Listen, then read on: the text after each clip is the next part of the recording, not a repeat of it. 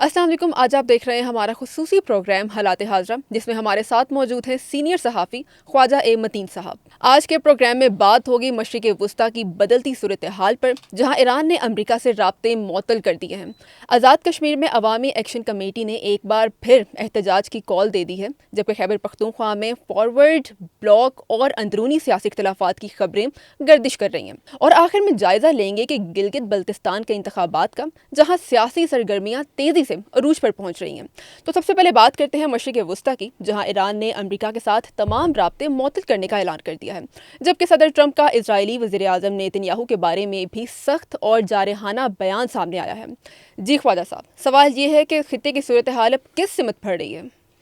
बात यह है लारेब कि ये जो कह रहे हैं ना आप कि डोनाल्ड ट्रंप जो है उन्होंने बड़ी भरमी का इज़हार किया है नेतन्याहू पे, यह सब फ्रॉड है, आई वाश है। इन्होंने एक ड्रामा लगाया हुआ है। एक तरफ तो ईरान के साथ जो बिल्कुल जो शराइत थी पाकिस्तानी काविशों की वजह से वो बिल्कुल हतमी नतीजे तक करीब पहुंच गई थी, लेकिन मैं ये समझता हूँ कि ये जो वक्त ले रहे हैं, अभी डोनाल्ड ट्रंप कह रहे हैं कि अगले हफ्ते मैं एग्रीमेंट करने जा रहा हूँ, ठीक है ना। ठीक है। जो उन्होंने बात की नेतन्याहू को, मैंने ये बात की है जी वो हमले बेरूत पर हमला ना करे, और हिजबुल्लाह से भी बात की, हमले तो वो जारी रखे हुए हैं। फिर साथ ही नेतन्याहू दूसरी ज़बान में कहते हैं जी मैं जनूबी लबनान में हमले जारी रखूँगा। तो फिर कौन सी डोनाल्ड ट्रंप की बात मानी उन्होंने? मैं ये समझता हूँ, और बड़े जो इंटरनेशनल मुबस्सरीन हैं इस बारे में बिल्कुल कन्विंस हैं, उन्हें कोई गलत फहमी नहीं है इस बारे में कि ये जो इधर मामला ईरान के साथ लटका कर लबनान के अंदर घुस गया है इसराइल, उनकी ज़मीनी फ़ौज वहाँ मौजूद है। रात को सलामती कमेटी का जो है यूनाइटेड नेशन की, उनका भी इजलास हुआ है, उसमें फ़्रांस ने तो बिल्कुल वाज़े तौर पर कहा है कि जो लबनान में इजरायली फ़ौज की जो मौजूदगी है वो नाकाबिल कबूल है, वो गैर कानूनी और गैर अखलाकी है। उसमें सारे लोग ये बात मान रहे हैं। अब तो पूरा यूरोप ये तस्लीम कर रहा है कि ये ज़ाहिर ज़ालम है। इसी तरह दो प्रॉक्सीज़ थी ईरान की, बल्कि ईरान की प्रॉक्सीज़ अगर ना कहें तो ज़्यादा बेहतर अल्फाज है, जो चैलेंज कर रही थी इसराइल को। एक हमास थी, एक हिजबुल्लाह थी। हमास को तो तकरीबन कमर तोड़ के रख दी है 80-90%, बल्कि यहाँ तक कह दिया नेतन्याहू ने कि हमने 70% गज़ा का इलाका उस पर कब्ज़ा कर लिया है। बिल्कुल ठीक है, अभी लबनान में घुस गए हैं। लबनान में वो दरियाए लेतानी के इस पार पहले तक आ गए थे, अभी दरियाए लेतानी क्रॉस कर लिया है ज़मीनी फ़ौज ने, ठीक है, और आगे बढ़ गई हैं। वो किला है जो तारीख़ी किला, उस पर जो कब्ज़ा किया, जिस पर सलामती कमेटी का इजलास भी बुलाया गया है। तो उन्होंने कहा है जी, अब डोनाल्ड ट्रंप साहब ने ख़बर जारी की जी बड़े बरहम हो गए हैं नेतन्याहू पर, और उन्होंने रोक दिया है। अभी अगले हफ्ते की क्यों बात कर रहे हैं? मेरा जो तज़िया है उसके, लेकिन आपको क्या लगता है कि डोनाल्ड ट्रंप ने इतने सख्त बयानात क्यों दिए इसराइल के बारे में या नेतन्याहू के बारे में? ये मैं यही तो बता रहा हूँ, ये आई वॉश है, ये ड्रामा है, ये अच्छा। ऐसे आंखों में धूल झोंकने के मुतरादफ है। हमले तो उसने रोके ही नहीं है। ये अगले हफ्ते फिर जब सारी चीज़ें आपकी ईरान के साथ तय हो गई हैं, तो फिर एग्रीमेंट करने में डिले क्या है? ताख़ीर इस वजह से हो रही है कि जितना भी जो इज़राइल है वो कामयाबी हासिल करना चाहता है वो कर ले। जितना भी जो ग्रेटर इसराइल का तस्वर है उस पर वो जितना कारबंद हो सकता है, जैसे कि मैंने आपको बताया कि गज़ा तकरीबन उसने पूरा ज़ेरे नगी कर लिया है। अभी लबनान में, वो जनूबी लबनान में तो वो घुस गए हैं दरिया लतानी के पार 20-25 किलोमीटर। यानी कि एग्रीमेंट उस वक्त किया जाए ईरान के साथ, क्योंकि फिर जंग बंद करना पड़ेगी ना। तो उससे पहले पहले इसराइल को एक वक्त दे रखा है कि आप जितनी कार्रवाइयाँ करना चाहते हो करो। यानी कि ये एक बिल्कुल सरीहन धोखा है। ईरान, अब देखें, जब जंग बंदी हुई थी तो इसमें लबनान की जंग बंदी शामिल थी ना। जब लबनान की जंग बंदी शामिल थी तो फिर इजराइल तवातर से हमले क्यों जारी रखे हुए है? रूस के नुमाइंदे ने कौमी सलामती कमेटी के इजलास में कहा है कि ये जो एग्रीमेंट डोनाल्ड ट्रंप की ज़ेरे निगरानी हुआ था हिजबुल्लाह और उसके दरमियान इजराइल के मबैन, वो तो उसकी आड़ में इजराइल हमले जारी रखे हुए। यानी कि वो जो एग्रीमेंट था दुनिया को दिखाने के लिए ये जंग बंदी होगी इजराइल और हिजबुल्लाह के मबैन, वो जंग बंदी नहीं थी। यानी कि हिजबुल्लाह जंग बंदी कर दे और इजराइल तवातर से हमले जारी रखे। अब इसमें ईरान इस बात पर हक बजानब है कि वो मुज़ाकरात सस्पेंड करे, क्यों ना करे। यानी कि आप जिस मकसद के लिए घुसना चाहते थे ग्रेटर इसराइल के लिए, उस पर तो आप अपने काम में लगे हुए हैं। इसराइल को तो किसी ने हाथ रोके नहीं। डोनाल्ड ट्रंप ने रात को एक बयान जारी किया जी मैंने उसको डांटा है, बड़ा ये किया। किधर डांटा है उसने? फिर आज कहा है कि मैं हमले जारी रखूँगा। جس کا مطلب ہے ڈونلڈ ٹرمپ اور ان کے درمیان فکس میچ ہے. بات سمجھ رہی ہیں؟ نیتن یاہو کو وہ کیسے ڈانٹ سکتے ہیں؟ یہ ساری کی ساری صہیونی لابی ان کی بیک پر کھڑی ہے ڈونلڈ ٹرمپ کی. تو ان کو ایک موقع دے رہے ہیں کہ جتنا وہ آگے جا سکتے ہیں لبنان کے اندر چلے جائیں, اور اس کے بعد جب وہ ایک ٹارگٹ ان کا اچیو ہو جائے گا, نیتن یاہو انہیں اوکے کریں گے جی ہمارا آپریشن مکمل ہو گیا ہے, تو پھر وہ کہیں گے ہمارے ساتھ ایگریمنٹ کریں. اسی لیے ایران نے یعنی کہ مذاکرات سسپینڈ کیے ہیں. ایران اس میں حق بجانب ہے. وہ ایرانی قیادت بالکل درست سمت میں سوچ رہی ہے.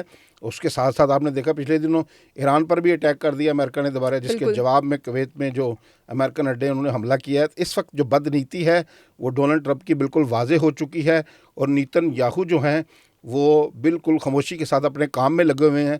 پہلے انہوں نے 90,000 کے قریب فلسطینیوں کا قتل عام کیا ہے, اب لبنانیوں کا قتل عام پر لگے ہوئے ہیں. دنیا اس پر خاموش تماشائی بنی ہوئی ہے. گو کہ میں سمجھتا ہوں یونائٹڈ نیشن کا جو اجلاس بلایا گیا تھا قومی سلامتی کمیٹی کی, تھا بر وقت ہے, لیکن کسی کو سزا دینی ہے نا.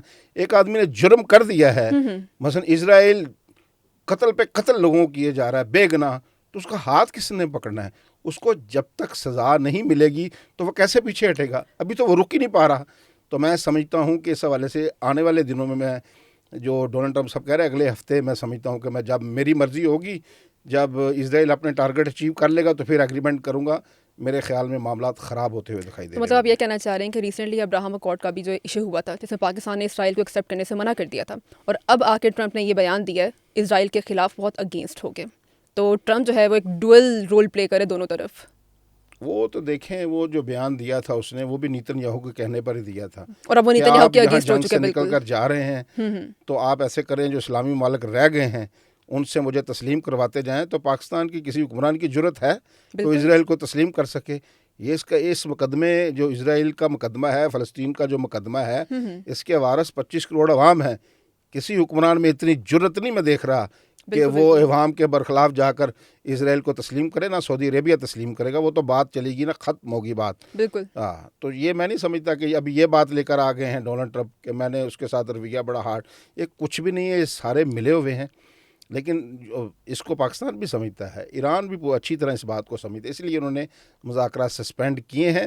اگر اسی طرح جاری رہی, میں سمجھتا ہوں کہ جو آبرائے ہرمز کھلنے کا خواب دیکھ رہے ہیں ڈونلڈ ٹرمپ, تو یہ مجھے خواب شرمندہ تعبیر ہوتا دکھائی نہیں دیتا. بالکل ٹھیک کہا آپ نے. لیکن اب اس کے بعد اب رخ کرتے ہیں اپنے اگلے سوال کی طرف, جہاں آزاد کشمیر کا 9 جون کو عوامی ایکشن کمیٹی نے مہاجرین نشستوں کے معاملے پر ایک بار پھر احتجاج کی کال دے دی ہے. وفاق کی جانب سے متعدد مطالبات تسلیم کیے جانے کے باوجود نئے احتجاج کی وجوہات کیا ہے خواجہ صاحب؟ وجہ تو آپ نے اپنے سوال میں بیان کر دیا ہے. جو انہوں نے کال دے رکھی ہے وہ مہاجرین کی نشستیں جو ہیں جو پاکستان میں مقیم ہیں. مہاجرین جب 1947 میں ہجرت ہوئی تھی, وہاں جو مقبوضہ کشمیر کے لوگ یہاں ان کے بھارتی ظلم و ستم سے تنگ ہو کر پاکستان کے مختلف علاقوں میں آ کر بس گئے تھے, تو ان کو حق نمائندگی دیا تھا آزاد کشمیر اسمبلی نے, تاکہ یہاں جو لوگ بس گئے ہیں عارضی طور پر, کوئی ریاست کے مستقبل کا بھی فیصلہ ہونا ہے, تو یہاں جو لوگ بس گئے ہیں وہ اپنے نمائندے منتخب کریں, تاکہ وہ جو آئے تھے وہ وادی کشمیر یعنی سری نگر سے آئے تھے اور جموں سے آئے تھے. کشمیر کے 2 حصے ہیں, ایک جموں ایک وادی, ٹھیک ہے.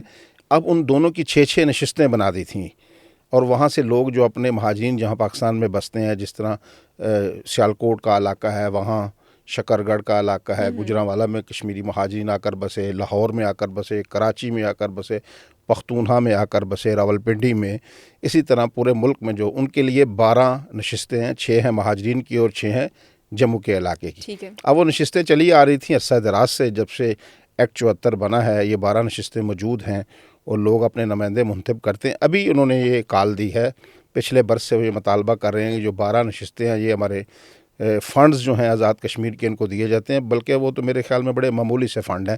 لیکن بہرحال ایک بیانیہ بن گیا ہے, اور حکومت پاکستان یہ سوچتی ہے کہ اگر یہ نشستیں ختم کر دی جائیں تو یہ مقبوضہ کشمیر سے آنے والے لوگ ہیں, ان کا اگر حق نمائندگی ختم کر دیا جائے تو اس پر یونائٹڈ نیشن میں جو ہمارا مقدمہ ہے کشمیر کا وہ کمزور پڑ جائے گا. اس لیے چاہتے ہیں کہ یہ سیٹیں برقرار رہنی چاہیے.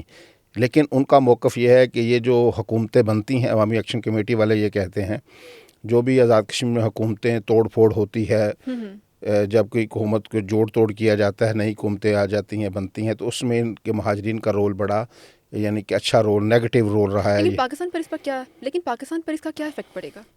पाकिस्तान का जो हम आलमी मुकदमा पेश कर रखा है यूनाइटेड नेशन के अंदर, हम खुद ही अगर जम्मू कश्मीर के लोगों की हक़ नुमाइंदगी ख़त्म कर दें, उनका वोट का हक़ ख़त्म कर दें, तो फिर कल हमने राय शुमारी का मुतालबा अपने, जब भी कोई इजलास होता है यूनाइटेड नेशन का, तो हम ये मुतालबा करते हैं, पाकिस्तान का जो असूली मौक़िफ़ है कि कश्मीरियों को हक़ राय शुमारी दिया जाए, वो फ़ैसला करें उन्होंने भारत के साथ जाना है, पाकिस्तान के साथ जाना है। तो वो जो वोट का राइट है, जो पाकिस्तान में बसते हैं, जहाँ कहीं भी दुनिया भर में बसते हैं, उनके पास वो जब भी रेफरेंडम होगा कि वो किस मुल्क के साथ जाना चाहते हैं, तो उसमें वोट का तो हक़ होगा ना, फिर ही रेफरेंडम होगा ना। बिल्कुल। तो अगर पाकिस्तान खुद ही उनके वोट ख़त्म कर दे महाजरीन के, तो कल यूनाइटेड नेशन से कैसे कह पाएगा कि आप भी इनको जो दूसरे इलाकों में जाकर बस गए हैं वो राय शुमारी में हिस्सा लें, बताएं कि हम पाकिस्तान के साथ जाना चाहते हैं।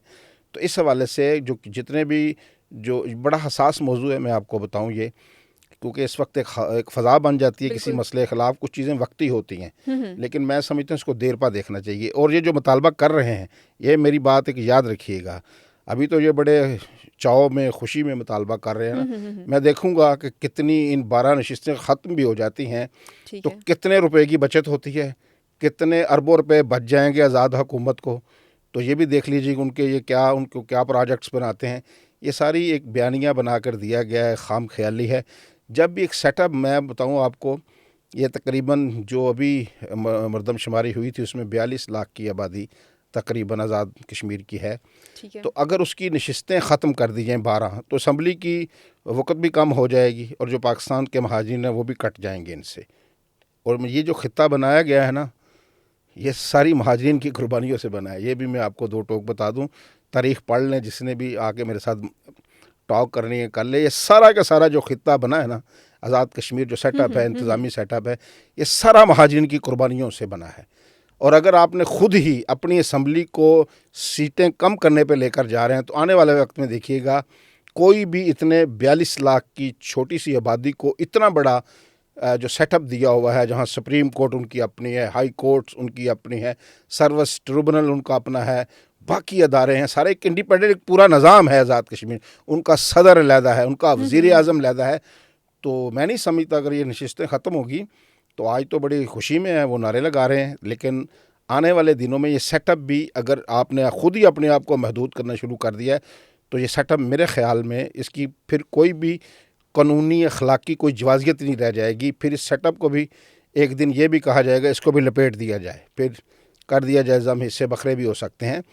तो सोच समझ कर बात करनी चाहिए। मुतालबा कुछ चीज़ें हम देखते हैं वक्ती कोई इशू बनता है, उस वक्त के तनाज़र में आने वाले वक्त में क्या चीज़ें रुख इख्तियार करती हैं उसका भी सोचना चाहिए। दूर अंदेशी इसे ही कहते हैं ना, कि आप अपने आज के वक्त का ना सोचें, कल के वक्त का सोचें कि कल अगर 10 साल बाद, 2 साल बाद, 5 साल बाद अगर राय शुमारी होती है तो इनके जो वोट हैं वो कहाँ जाएंगे। तो अभी तो उन्होंने मुज़ाकरात हुए उनके, लेकिन वो मुज़ाकरा डेडलॉक का शिकार हो गए थे। कल प्राइम मिनिस्टर पाकिस्तान मियां शहबाज शरीफ की सरबराही में भी जो मुज़ाकराती कमेटी गई थी उनकी मीटिंग हुई है, और कल जो आने वाला कल है ऑल पार्टीज़ कॉन्फ्रेंस एक मुनक्कद होने जा रही है, जिसमें ये फ़ैसला किया जाएगा कि ये सीटें तमाम जो पार्टीज़ हैं आज़ाद कश्मीर से मुतल्लिक़ा, जितनी भी सियासी जमातें हैं जो पार्लियामेंट के अंदर मौजूद हैं, जो पार्लियामेंट के बाहर हैं, सब इस पर अपना मौक़िफ़ दें। और जो भी वज़ीर-ए-आज़म पाकिस्तान ने कहा है कि जो भी कंसेंसस के साथ तमाम जमातें इस बात को मंजूर कर लेती हैं, समझती हैं इस बात को कि अगर सीटें कम करनी हैं या ख़त्म करनी है या बरकरार रखनी है, तो तमाम सियासी जमातों का एक मौक़िफ़ होना चाहिए। अभी कुछ इतलात आ रही हैं कि कुछ ऐसी तजावीज़ मरतब की जा रही हैं, वफाक की तरफ से नाम लिया जा रहा है, गैर मुसद्दक़ा हैं, मुसद्दक़ा नहीं है, कि उन नशिस्तों की तादाद 6 की जा रही है, यानी कि कम कर दी जाएँ और उनका हक़ नुमाइंदगी बरकरार रहे, और कुछ जो हल्के हैं एक दूसरे में ज़म कर दिए जाएँ, 12 से 6 कर दी जाएँ। इस तरह की तजावीज़ ज़ेर गौर हैं। अभी देखिए कल APC होगी, उसमें मुश्तरका एलामिया भी आ जाएगा, तो फिर मैं समझता हूँ कि कोई भी फ़ैसला करने से पहले उसके जो आलमी असरात हैं उसको भी मद्देनज़र रखना चाहिए, जो रियासत के ऊपर असरात पड़ेंगे उसको भी मद्देनज़र रखना चाहिए। जो भी फ़ैसला हो दूरअंदेशी, हिकमत और दनाई से करना चाहिए। वक्ती जो हालात को पेश नज़र रख के जो भी फ़ैसले किए जाए उनका आने वाले वक्तों में नुकसान होता है। ठीक है تو چلتے ہیں اپنے اگلے سوال کی طرف، جہاں خیبر پختونخوا کی سیاست کی طرف، جہاں فارورڈ بلاک کی خبروں، پارلیمانی پارٹی کے اجلاس میں متعدد ارکان کی عدم شرکت اور گنڈا پور گروپ کی سرگرمیوں نے سیاسی درجہ حرارت بڑھا دی ہے۔ حقیقت کیا ہے اور آنے والے دنوں میں کیا منظرنامہ بن سکتا ہے؟ آپ کس بارے میں کیا رائے ہے؟ اچھا، جہاں تک پختونخوا کی بات ہے، جب سے وزارت اعلیٰ سے علی امین گنڈا پور کو ہٹایا گیا ہے تو ایک بار جو وزیر اعلیٰ رہ جاتا ہے تو اس کا ایک اپنا گروپ تو دھڑا تو بن ہی جاتا ہے۔ بالکل۔ اور یہ بالکل جو ابھی سہیل خان افریدی ہیں، یہ بڑے نو آموز ینگ آدمی ہیں، وہ بڑے گھاگ سیاستدان بن گئے تھے، 2-3 دفعہ انہوں نے شکست دی ہے مولانا فضل الرحمان کو۔ علی امین گنڈا پور صاحب جو ہیں وہ ہر معاملے میں گھاگ تھے، پیسے پوسے کمانے میں بھی ٹھیک ٹھاک انہوں نے دیڑیاں شیڑیاں بھی ٹھیک لگائی ہیں۔ ابھی یہ بھی کاوش کر رہے ہیں پختونخوا میں، تو ویسے بھی یہ جو کمیشن لینا ہوتا ہے نا، چیزیں اس کو برا بھی نہیں سمجھا جاتا نا۔ یہ وہاں ہے، نماز بھی پوری 5 وقت کی پڑھتے ہیں، اور یہ جو ہے نا لین دین بھی وہ کر لیتے ہیں آسانی کے ساتھ۔ تو ابھی ان کا ایک گروپ تو ہے، بہرحال وہ انہوں نے اس پہ رد عمل بھی دیا ہے بڑا۔ ابھی اجلاس بلایا گیا تو 25 لوگ کیوں نہیں آئے؟ یہ اس کا مطلب ہے کہ وہ کسی نے ان کو روکا ہے۔ جوازیت تو پیش کی ہے شفیع جان صاحب نے، انہوں نے کہا ہے جی کچھ لوگ حج پہ گئے ہوئے تھے، کچھ بیرون ملک تھے، کچھ بیرون شہر تھے، لیکن ایک دھڑا جو بنتا ہوا وہ دکھائی دے رہا ہے فارورڈ بلاک کی صورت میں۔ اور کافی زیادہ لوگ جو علی امین گنڈا پور ہیں اور انہوں نے اپنے ساتھ ملائے ہوئے ہیں، کیونکہ وہ ان کے باس رہے ہیں، وہ ان کے قائد ایوان بھی رہے ہیں پوری پختونخوا اسمبلی کے، بالکل۔ تو ان کے ویل وشر بھی بڑے لوگ ہیں، ان کے دوستیاں یاریاں بھی بہت ہیں۔ تو میں سمجھتا ہوں کہ یہ فارورڈ بلاک کی ابھی تو پی ٹی آئی یکسر اس کو انکار کر رہی ہے، لیکن میں سمجھتا ہوں کہ آنے والے دنوں میں ابھی موجود ہیں، اختلافات بھی بڑے بھرپور ہیں۔ پچھلے دنوں ہم نے دیکھا کہ جنید اکبر صاحب پر جس طرح انہوں نے سنگین قسم کے الزامات لگائے، اقبال قادری صاحب نے اور باقی لوگوں نے، قومی اسمبلی میں بڑا ہنگامہ ہوا اس بات کے اوپر۔ تو گروپس تو ہیں، یعنی کہ جب سے بانی پی ٹی آئی جیل میں ہے، جو پارٹی تو تتر بتر ہوتی تو نظر آ ہی رہی نا۔ بالکل۔ یعنی کہ آپ نے دیکھا کہ علی امین گنڈا پور کے دور میں ایک احتجاج ہوا تھا نا 26 نومبر 2024 کو، جہاں ڈی چوک میں جب یہ لوگ آئے تھے، پھر جوتیاں اور گاڑیاں چھوڑ کے بھاگ گئے تھے نا، آپ کو یاد ہے نا؟ تو وہ اس کے بعد تو نہیں آ سکے۔ اس کا مطلب ہے کہ پارٹی میں اختلافات شدید ہیں۔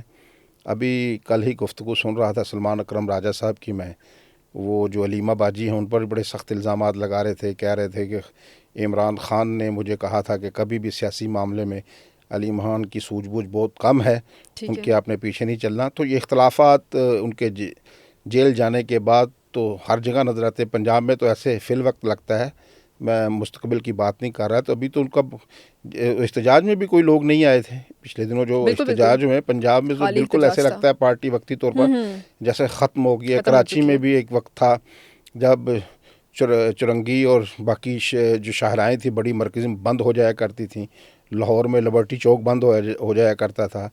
تو ابھی تو پختونخوا تک ہے پارٹی آئی، اور پختونخوا میں بھی اختلافات ہیں۔ بالکل۔ تو مجھے لگتا ہے کہ جو اور پیچھے بھی قوتیں بھی تو ہوتی ہیں نا چابی دینے کے لیے، یہ اس ملک میں تو ساری چیزیں چلتی ہیں نا، آپ کو پتہ ہے نا، تو وہ بھی قوتیں بھی لگی ہوئی ہیں۔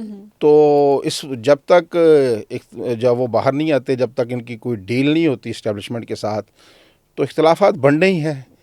انہوں نے بنایا بھی انہوں نے ہی تھا، یہ تو بات تو ہر بچہ جانتا ہے۔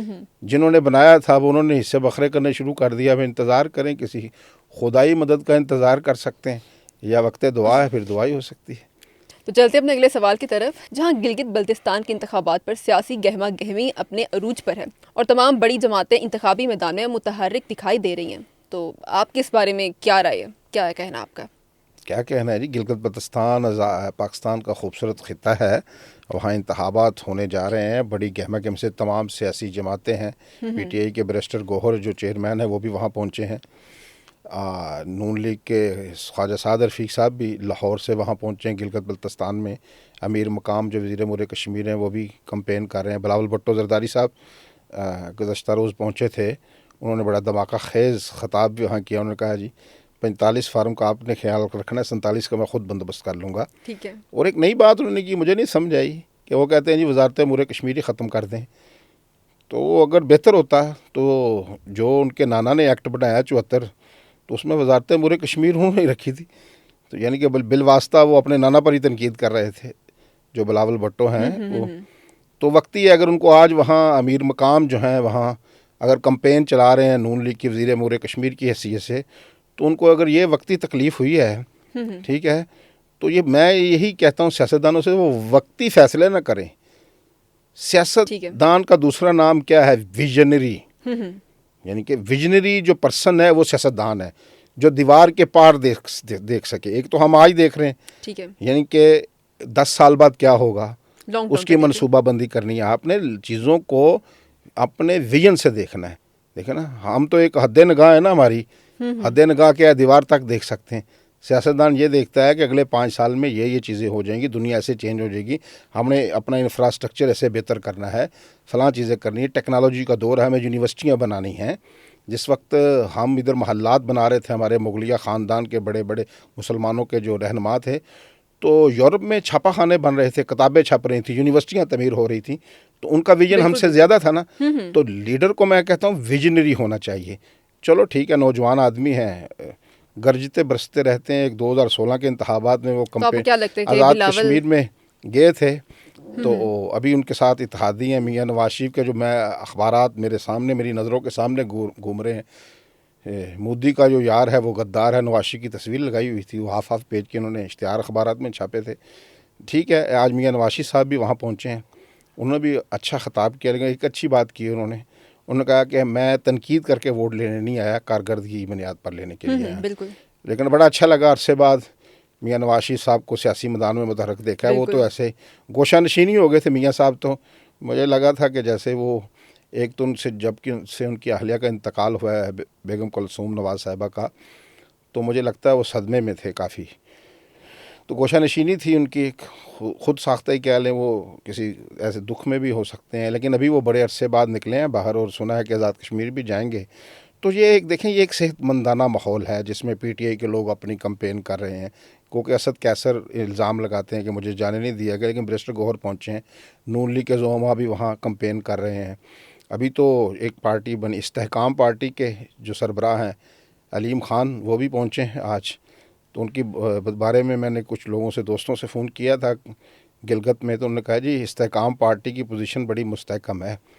تو ان نے بھی کافی لوگ اپنی پارٹی میں شامل کیے. دیکھیے, لوگ جس کو ووٹ دیں گے, انتخابات کا رزلٹ آنا چاہیے, اور جو جس کو ووٹ دے اسی کے بکسے میں سے نکلنا چاہیے نا. بالکل. تو یہی ایک جمہوریت کا حسن ہے. ہم سمجھتے ہیں گلگت بلتستان بھی بڑا حساس خطہ ہے کشمیر کی طرح, تو اس میں لوگوں کا جو حق رائے دہی ہے اس کو قبول کرنا چاہیے. کمپین تو ماشاءاللہ بڑی, یہی ڈیموکریسی کا یہی حسن ہے, یہی خوبصورتی ہے کہ آپ سارے لوگ اپنی جماعتوں کے لیے اپنے منشور کے نام پر ووٹ مانگیں, اور جس کو وہ لوگ ووٹ دیں تو وہ اپنی حکومت بنائے. اگر ایک جماعت کو اکثریت نہیں ملتی تو 2 جماعتیں مل جائیں, 2 کو نہیں ملتی 3 مل جائیں. لیکن اصل مسئلہ ہے جب لوگ ووٹ دیتے ہیں نا. میں پی ٹی آئی کے دوستوں سے بھی یہ شکوہ رہتا ہے, ہمارا خیبر پختونخوا کے لوگ, یہاں بھی قومی اسمبلی میں بھی 100 کے قریب ان کے ارکان اسمبلی ہیں. تو ٹھیک ہے, اپنے لیڈر کی بھی بات کرنی چاہیے, اپنی پارٹی کی بھی بات کرنی چاہیے, لیکن ہوتا یہ ہے کہ 25 کروڑ عوام آپ کی طرف دیکھتے ہیں کہ یہ پارٹی حکومت میں کبھی عوامی ایشوز پر بھی گفتگو کی انہوں نے. ایک غریب آدمی جب کسی کو ووٹ لائن میں لگ کر ووٹ ڈالنے جاتا ہے, یقین کریں, ہم میں بھی 7-8-85 کے انتخابات ہم نے دیکھے تھے, اس کے بعد دیکھ رہے ہیں 85 کے بعد سے 73 کے ساتھ دیکھ رہے ہیں. میں نے کبھی کسی امیر آدمی کو لائن میں لگ کر ووٹ ڈالتے نہیں دیکھا. کسی زیادہ پڑھے لکھے کو بھی لائن میں لگتے ہوئے 1 کلومیٹر کی لائن میں ووٹ ڈالتے نہیں دیکھا. دیہات میں ہوتا ہے, لوگ لائنوں میں لگے ہیں. شہروں میں تو لوگ اس دن چھٹی منا رہے ہوتے ہیں, بہت کم. غریب آدمی اس لیے ووٹ ڈالتا ہے کہ یار یہ بندہ اگر آئے گا نا تو میرا مسئلہ حل کرے گا. تو خدا را جب بھی جو بھی لوگ ووٹ لے کر اسمبلی میں آتے ہیں, وہ لوگوں کے لیے جنہوں نے ان کو حق نمائندگی دی ہے ان کی بھی بات کیا کریں. مہنگائی پر بھی بولا, سارا دن جو ہے نا ہر اجلاس میں اپنا اور اپنے لیڈروں کا رونا چھوڑ دیں. آپ ان لوگوں کا رونا بھی روئیں کہ یار ان کو صاف پانی نہیں مل رہا. اسلام آباد جیسے شہر میں یہاں 17,000 بچے اسکولوں سے باہر ہیں, اور جو پورے پاکستان میں کروڑوں بچے ہیں جو اسکولوں سے باہر ہیں. جو اسکول ہیں یہاں, کالجز ہیں, یونیورسٹی ہیں, تعلیم, وہاں نشہ بک رہا ہے. کبھی یہ بات بھی کریں. جو عوامی ایشوز ہیں, دوائی ملتی نہیں ہاسپٹل میں, تھانے میں بندہ چلا جائے تو پولیس والے اس کی چمڑی ادھیڑ دیتے ہیں, چمڑی بھی ادھیڑتے ہیں اور ساتھ پیسے بھی لیتے ہیں. اس نظام کو ٹھیک کرنے کے لیے لوگوں نے آپ کو ووٹ دیا. کتنی اصلاحات کے وعدے کیے تھے عمران خان نے, جی میں یہ کر دوں. پختونخوا میں آج تک پولیس کا نظام ٹھیک نہیں کر سکے. چلو اللہ نے توفیق دے, ہماری دعا ہے کہ یہ چیزیں, ووٹ ڈالنا چاہیے. میں سمجھتا ہوں ہر آدمی کو اپنا جو رائے ہے یہ امانت ہے دینی چاہیے. بالکل. لیکن جن کو ووٹ ڈالا جائے وہ بھی اس بات کا احساس کریں کہ لوگوں نے ہمیں بڑی امید کے ساتھ ووٹ ڈالا تھا. یہ شخص اگر اسمبلی میں آئے گا, یہ وزیر اعظم بنے گا, وزیر بنے گا تو میرا مسئلہ حل کرے گا. تو آپ خدا را ان لوگوں کا جنہوں نے آپ کو ووٹ دیے ہیں ان کے حقوق کا بھی آپ ان کے لیے آواز بلند کریں. آواز بلند کیوں کرنی ہے؟ جب حکومت میں آئے گا تو ان کا مسئلہ حل کریں. تو یہ اچھا ایک پروسیس ہے. ابھی آزاد کشمیر کا بھی الیکشن شیڈول یہ جیسے ہی یہ قضیہ جو 12 مہاجرین کی نشستوں کا حل ہو جاتا ہے تو ان کا بھی جولائی میں انتخابات ہونے جا رہے. تو یہ اچھا ہے, صحت مندانہ سرگرمی ہے. یہ مجھے بڑا اچھا لگا ہے کہ chairman Pakistan peoples party Bilawal Bhutto بھی گئے, پھر میاں نواز شریف بھی گئے, بیرسٹر گوہر بھی گئے, تمام لوگوں نے, اور دوسری پارٹیاں بھی وہاں ہیں, جو پاکستان تحریک اسلامی ہے ایک وہاں, اور MWM ہے, ان کے لوگ بھی کمپین کر رہے ہیں اپنا. یہ ایک صحت مند سرگرمی اپنا منشور رکھیں. یہ جو آزاد کشمیر کا ایشو ہم جس پہ پہلے بات کر رہے تھے, یہ لوگ کوئی یہ انتخابات میں حصہ نہیں لیتے, اپنی تنظیم کو رجسٹر نہیں کرواتے. جمہوری معاشروں میں رویہ یہ رہا ہے کہ آپ اپنا منشور عوام کے سامنے رکھیے. ہم اگر آپ ہمیں ووٹ دیں گے, آئیے اسمبلیوں میں, اگر لوگ آپ کے ساتھ ہیں تو اسمبلی میں آئیے, جو مرضی قانون سازی کیجیے, جس کی آپ کو اجازت ہے, لوگوں کے مسئلے حل کیجیے. تو یہ ایک اچھی سرگرمی ہے. اس سے اچھا لگا دیکھ کر, میاں صاحب کو بھی, بلاول کو بھی, سب کو وہاں گلگت جا کے کمپین کرتے ہوئے. ٹھیک ہے, ہمیں بھی اتنا ہی اچھا لگا جتنا آپ کو اچھا لگا. اور اس کے اوپر کریں, اس کے اوپر کر دیا کریں ساتھ ہی. اسی کے ساتھ ساتھ ہم اس پروگرام کا اختتام کرتے ہیں. دیکھتے رہیے لفظ میڈیا آفیشیل.